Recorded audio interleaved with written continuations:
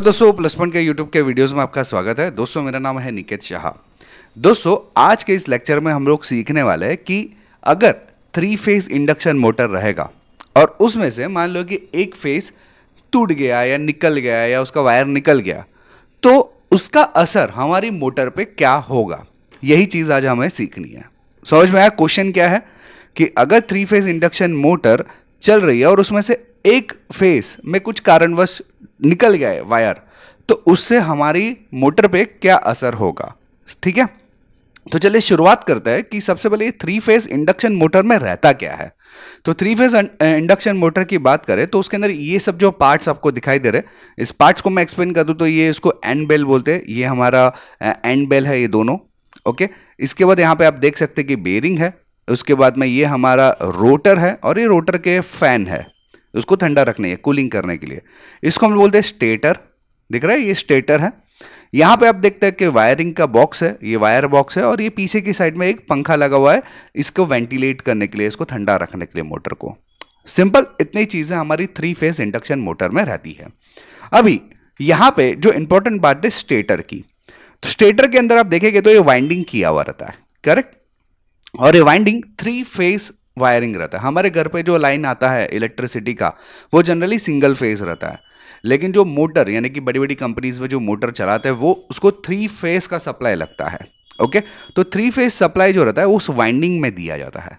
ये वाइंडिंग इस तरीके से वाइंड किया जाता है। ये देखिए, आप देख सकते हैं, इसमें आपको कुछ समझेगा नहीं, लेकिन ये 3 फेज है। ये ए फेज, ये बी फेज, ये 3 फेज। ठीक है, लेकिन यहाँ पे A1, B1, C1 भी आपको नजर आ रहा है। तो ये चीज़ क्या है उसको पहले समझ लेते हैं। यहाँ पे आप देख सकते हैं ये तीनों वायर है।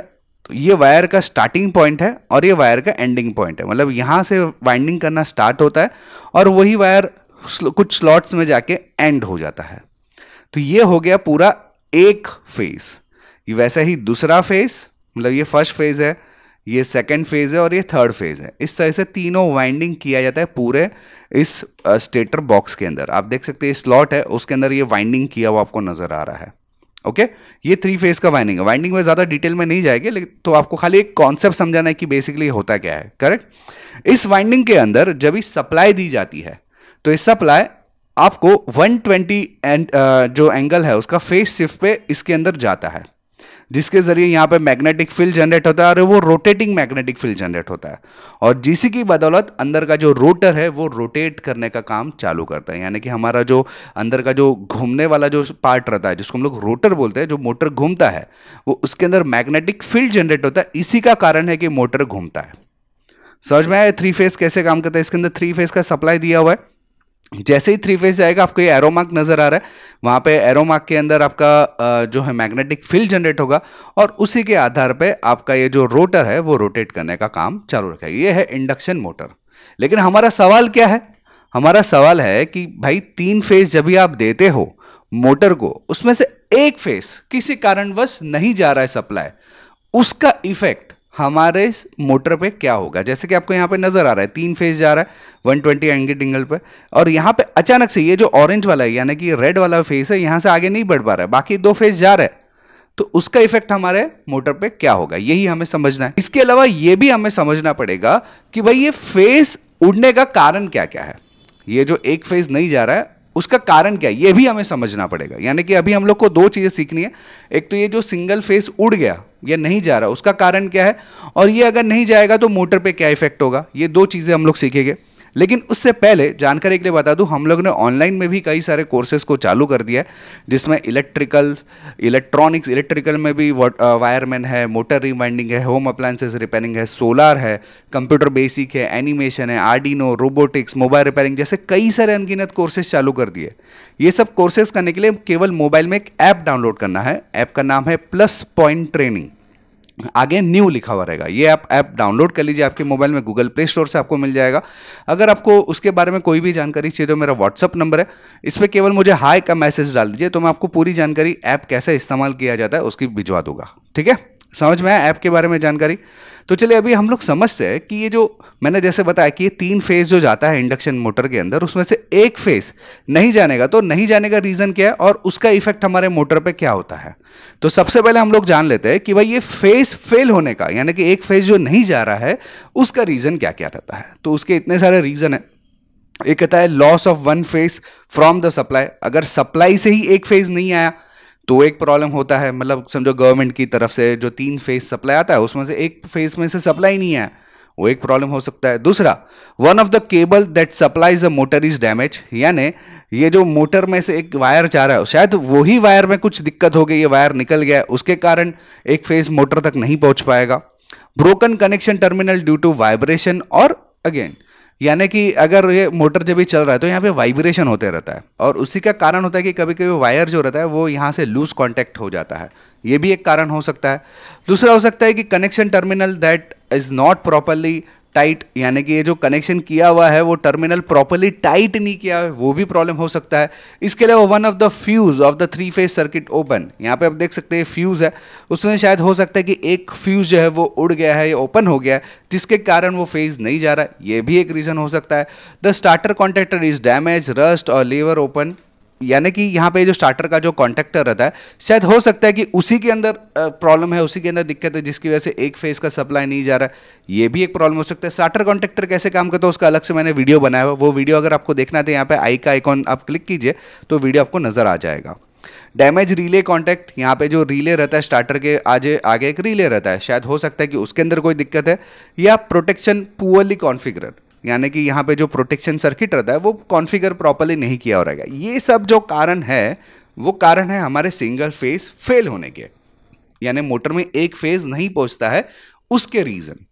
लेकिन अभी हमें क्या समझना है कि भाई मोटर पे उसका क्या इफेक्ट होगा, चलिए ये तो हमें समझ लिया फेज क्यों फेल होता है, लेकिन मोटर क्यों फेल होता है या मोटर के अंदर क्या दिक्कत आएगी वो अभी समझ लेते हैं। तो मोटर में अलग अलग प्रकार की दिक्कतें आती है जो इफेक्ट ऑफ फेज फेलियर हम लोग जिसको बोल सकते हैं। तो सबसे पहला है जो motor operator it at reduce speed, यानी कि जो मोटर की जो ताकत है जितनी स्पीड से घूम रही है अचानक से एक फेज उसमें से टूट गया या वायर उसका निकल गया तो अचानक से तो उसकी स्पीड जो रहेगी ना मोटर की वो पहले तो स्लो हो जाएगी, ये सबसे पहला दिक्कत आएगा।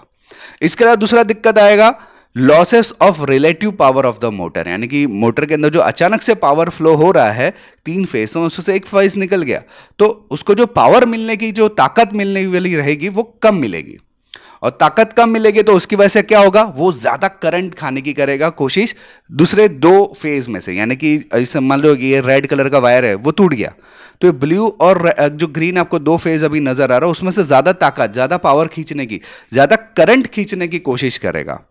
और इसी का कारण क्या होगा कि जो मोटर है वो एक तो वाइब्रेट ज्यादा करने लगेगा और हीट गर्मी भी ज्यादा गर्म भी ज्यादा होगा, और गर्म के कारण ये जो आपको वाइंडिंग दिख रहा है ना उस पर एक इंसुलेशन लगा हुआ रहता है, ये इंसुलेशन इस तरीके से रहता है कि एक दूसरे को डैमेज ना कर पाए, ये इंसुलेशन धीरे धीरे जल जाएगा और इंसुलेशन जलने के कारण शॉर्ट सर्किट पैदा होगा और इसी शॉर्ट सर्किट के कारण जो मोटर में आग लगने की संभावना बढ़ जाती है।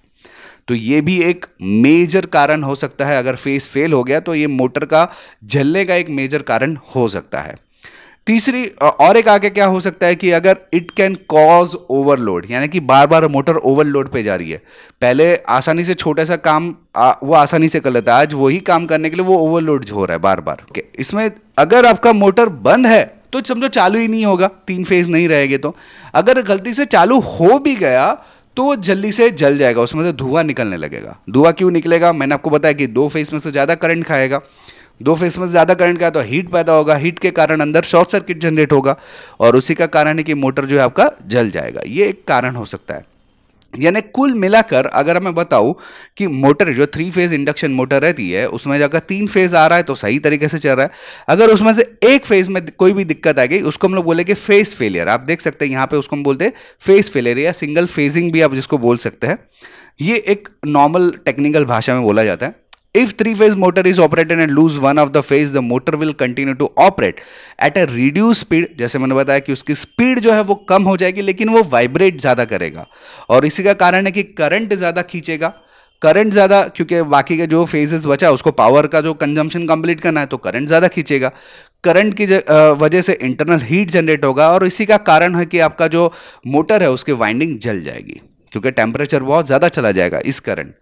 तीसरी चीज क्या मैंने बताई, the failure can be harmful even if occur when the engine is not in operation और depend upon the load, sometimes the engine is able to start even when two phase are connected.